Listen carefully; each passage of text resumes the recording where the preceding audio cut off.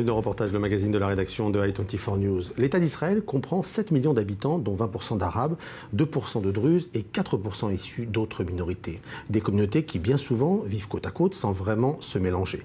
Mais dans certains lieux, la réalité est très différente. À l'hôpital, au quotidien, des patients de toutes origines se rencontrent, traités par des équipes médicales, elles aussi issues de toutes les communautés. Et c'est ce quotidien que nous avons voulu découvrir en nous immergeant au sein des urgences de l'hôpital de Naharia en Galilée, l'une des régions d'Israël où la diversité est la plus forte. Souffrir, reprendre espoir, travailler ensemble pour sauver des vies. Les frontières culturelles passent alors au second plan, derrière un lien plus fort, celui qui unit le malade au médecin. En Galilée, la diversité au cœur de l'hôpital, un reportage de Marie-Françoise Lantieri pour I24 News.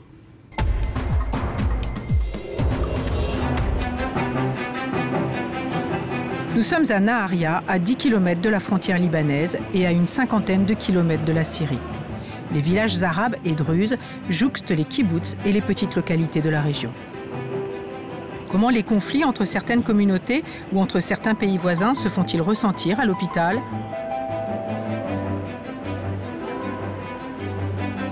Quatre personnes vont nous servir de guide dans cette enquête. Le docteur Massad Baroum. Il dirige l'hôpital. C'est le seul arabe chrétien à un tel poste clé.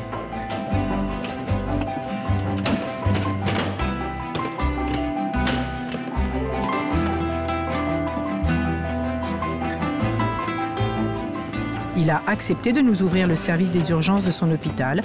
Nous y sommes accueillis par 3 soignants issus des différentes communautés qui habitent la région. Noa Al-Bader, jeune infirmière druze.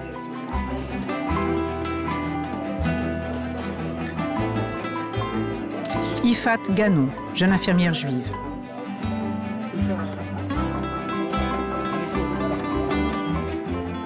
Mais aussi Aryeh Eisenman, le docteur juif qui dirige le service des urgences.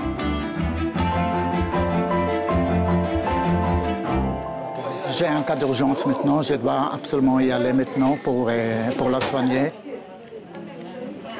Il s'agit d'une jeune personne de 19 ans qui a été trouvée dans son lit, sans conscience, dans un état de mort clinique.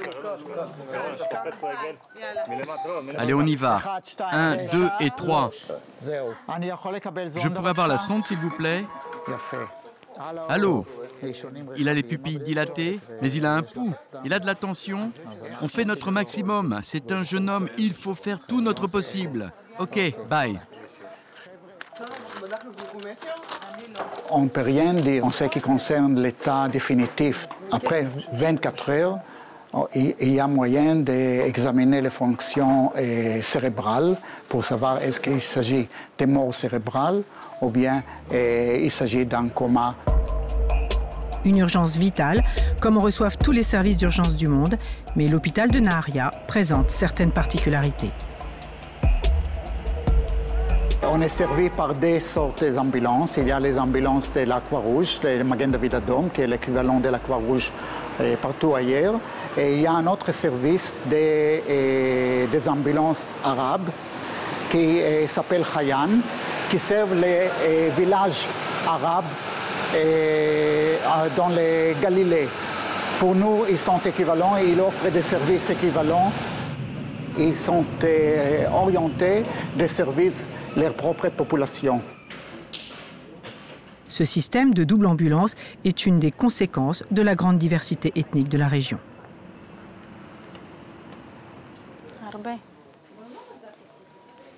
C'est le numéro 21, d'accord? 21, il apporte le lit. L'équipe de jour prend son service. Dans les box, un défilé de malades venus de tous horizons. C'est une population diverse. Ça veut dire qu'on doit traiter la personne en tenant compte de son origine, de sa situation. C'est complètement différent parce que toutes les cultures envisagent les choses de façon différente. Venez voir sa radio. Même quand je dis bonjour à quelqu'un, à un patient, je reçois déjà quelques bribes d'informations. S'il peut me parler ou pas, s'il est à l'aise ou pas. Donc on essaye de faire du mieux qu'on peut avec ce qu'on a.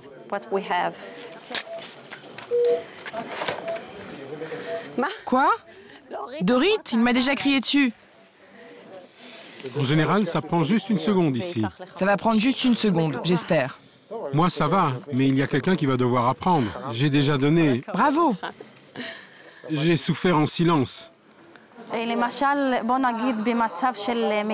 Par exemple, en cas de salle de choc ou de traumatisme, la quantité de gens qui accompagnent le malade, le patient en étant grave, chez les Arabes et les Druzes, c'est beaucoup. Chez les Juifs, c'est moins. C'est un problème, ça crée une ambiance agressive, c'est ça que je veux dire.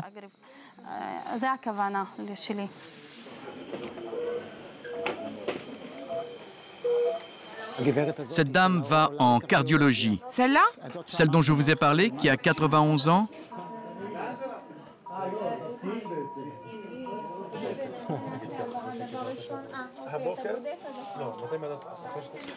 Comment elle s'appelle? Saada, comment ça va? Vous avez mal quelque part? Bon, regarde, le rythme nodal est sans équivoque. Regarde là, je ne vois pas l'onde P.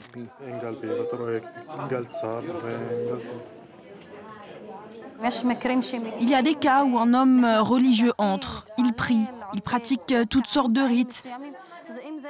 Si ça ne va pas à l'encontre des directives des urgences et de l'hôpital, ça ne nous dérange pas, au contraire. On aide, on accompagne ce genre de choses, ce processus.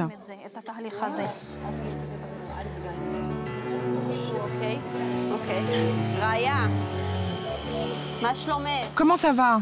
Bien mieux? Vous vous sentez mieux?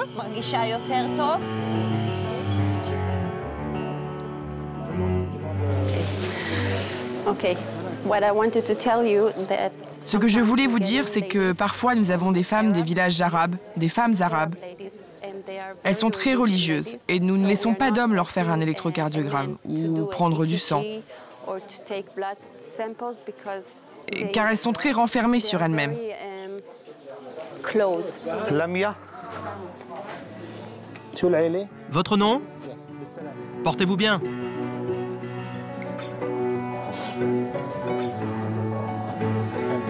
On va vous faire des examens sanguins. Vous voulez quelque chose contre la douleur?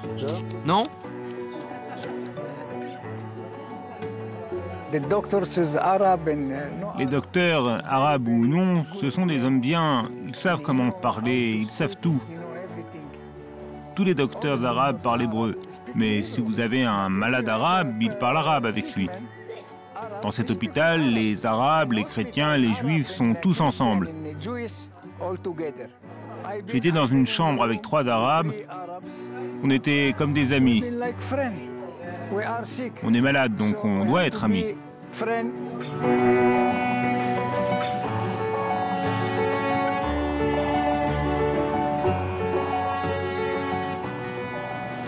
Quand on a franchi la porte de cet hôpital, on cesse d'être arabe, juif ou autre.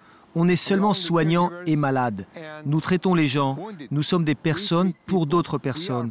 Nous donnons des médicaments aux gens. Nous ne faisons pas de politique. Nous avons la paix ici. Nous n'avons pas de problème. Vraiment, on pratique la paix tous les jours. Et l'on soigne également les combattants des pays ennemis. Au bureau central, le téléphone rouge qui relie l'hôpital au service de l'armée retentit. Un combattant syrien grièvement blessé va arriver de la frontière, transporté par une ambulance militaire. Nous n'aurons pas le droit de le filmer. Il va être admis dans le service de neurochirurgie. Ce service a accueilli plus de 400 Syriens en 6 mois. Mahmoud, combattant de 19 ans, y est hospitalisé depuis plusieurs semaines. Il a été blessé à la tête lors d'un bombardement et a reçu plusieurs balles dans les membres. J'ai été surpris, je ne m'attendais pas à entrer dans ce pays, à y être soigné. Donc oui, cela m'a un peu surpris. Je n'ai pas eu peur, je n'ai pas ressenti de peur ou quelque chose comme ça. Je ne connaissais rien sur vous, sur les Israéliens. Je n'ai pas de relation avec les Israéliens et je ne suis pas très au courant de ce qui se passe ici. Mais ce que je savais d'Israël, c'est que tous les habitants sont juifs et qu'ils occupent le pays. C'est un peu après que je sois blessé que j'ai découvert qu'il y avait aussi des Arabes qui vivaient ici. Pensez-vous que vous auriez un jour un ami israélien? Non. Non. Et Ilana? C'est qui Ilana? Oui, Ilana, l'infirmière.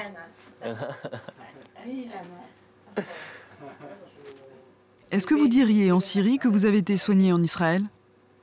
Quand je rentrerai, ma famille me demandera où j'étais et je leur dirai. À l'extérieur, je n'ai aucune raison de le dire. Je parlerai seulement à ma famille. Son voisin de chambre est un arabe israélien. Mahmoud a eu le temps de se confier à lui. Ils ont noué des relations amicales. C'est quelqu'un de bien, mais je sens chez lui un peu de peur. Il a peur. Oui, il a peur. À cause de ce qui se passe chez lui, de revenir et dire qu'il a été en relation avec des Arabes israéliens, etc. Là-bas, c'est un problème. C'est un problème chez eux. Je lui ai donné mon numéro de téléphone pour qu'il m'appelle de là-bas, de Syrie. S'il y a la paix un jour, j'irai le visiter là-bas. Excellent. On a beau dire que les Juifs ne sont pas des gens bien, mais ici, c'est le seul peuple qui aide tout le monde, ici, chez nous. Pas en Égypte ou en Jordanie, uniquement ici. Tout le monde vient ici. Du Soudan, ils viennent ici. D'Éthiopie, ils viennent ici. De Syrie, ils viennent ici. Le professeur Jean Soustiel, chef du service de neurochirurgie, a soigné de nombreux Syriens. Grièvement blessés, très traumatisés, ils ont bénéficié d'une écoute et d'une prise en charge médicale et psychologique spécifique par son équipe. J'espère que ces gens-là qui repartent, au moins, témoigneront qu'on n'est pas des monstres et que c'est toujours bon. De toute façon, je crois que, moi, vous savez, je suis médecin.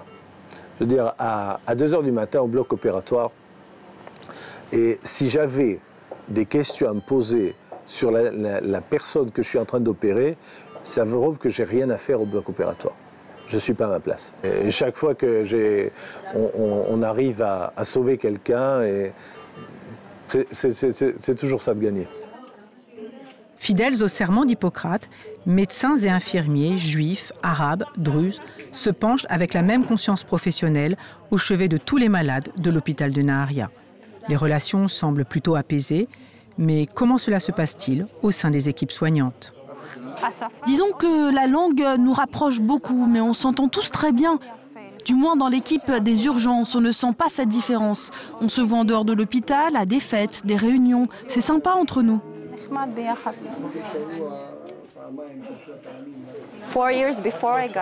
4 ans avant que je me marie, les deux disaient que je ne me marierais jamais et que personne ne voudrait de moi.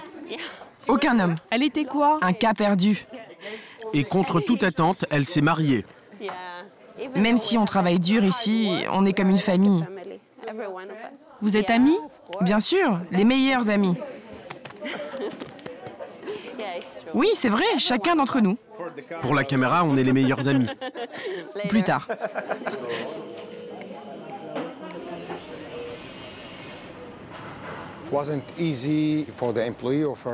Ça n'a pas été facile pour les employés ou pour tout le monde de comprendre qu'un arabe puisse être directeur de cet hôpital. Ce n'est pas facile d'être une minorité dans n'importe quel pays, mais pas seulement en Israël. Mais vous savez, je suis dans une démocratie. Cette démocratie s'exprime justement par le fait d'être directeur d'un hôpital, bien que je vienne d'une minorité. J'ai ouvert des portes pour d'autres, pour de très hautes positions dans le pays.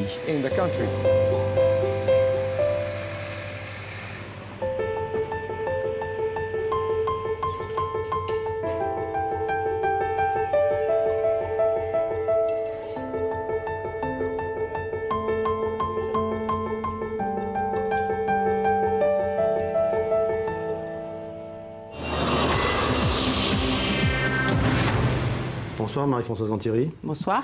Vous avez réalisé ce très beau reportage pour i24 News. L'hôpital de Naharia est-il une exception? Alors c'est vrai que l'hôpital de Naharia se distingue par sa grande diversité, aussi bien au niveau de l'équipe soignante qu'au niveau des patients, mais ce n'est pas du tout une exception. Et lors de notre enquête, nous avons rencontré de nombreux directeurs d'établissements hospitaliers et les équipes sont mixtes, aussi bien les patients aussi sont mixtes et ça se passe très bien. Il y a quelques problèmes au niveau des langues, mais en général, on arrive toujours à trouver une solution. Et ça va même très loin parce que parfois, lorsque malheureusement le patient décède et qu'il est question de dons d'organes, les dons d'organes entre communautés se font très fréquemment. Et là, dans le reportage, le jeune homme qui est au début du reportage est malheureusement décédé. C'est un jeune juif. Et ses reins ont été donnés à un jeune druze et ont permis de le sauver. Vous n'avez pas observé de dissonance?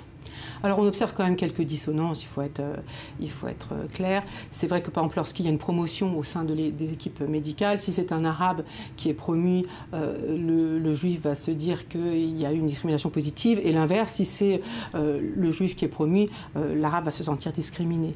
Ceci dit, il y a eu aussi une anecdote qui nous a été rapportée, qui a beaucoup choqué l'hôpital, c'est celle d'un combattant syrien qui est arrivé très grièvement blessé à l'hôpital, qui a été pris en charge par un infirmier arabe. Et lorsqu'il a appris que cet infirmier arabe était chrétien, il l'a menacé, lui disant qu'il n'avait pas le droit de vivre et que d'ailleurs son devoir à lui serait de le tuer.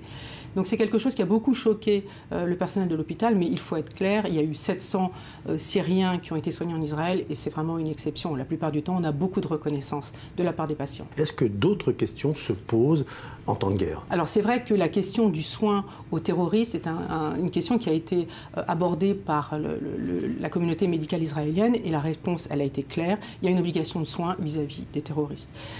Et d'ailleurs, c'est ce qui se passe tous les jours. Par exemple, cet été, on a vu pendant la guerre de Gaza des jeunes terroristes qui essayaient de rentrer par les tunnels et qui ont été blessés en essayant de rentrer et qui ont été soignés dans l'hôpital d'Ashkelon, par exemple. On a eu aussi le terroriste qui a foncé sur la station de tramway, sur des jeunes, des personnes à la station de tramway et qui a été soigné à l'hôpital de Jérusalem, dans le même hôpital que ses victimes et même avant ses victimes, parce que ces soins, ils méritaient des soins plus urgents. Donc c'est vrai que dans ces cas-là, c'est un petit peu compliqué, mais lorsqu'on parle aux soignants, ils vous disent qu'eux, ils ne sont pas juges, qu'ils ne sont là pour soigner et que de toute façon, ils ne pourront pas rester les mains croisées, les bras croisés devant quelqu'un qui est en train de mourir. Donc c'est pas forcément très facile, mais ça se passe. Merci Marie-Françoise Lantiret. Au revoir Stéphane. Je vous retrouve la semaine prochaine pour un nouveau numéro de Reportage, le magazine de la rédaction de i24 News. Au revoir.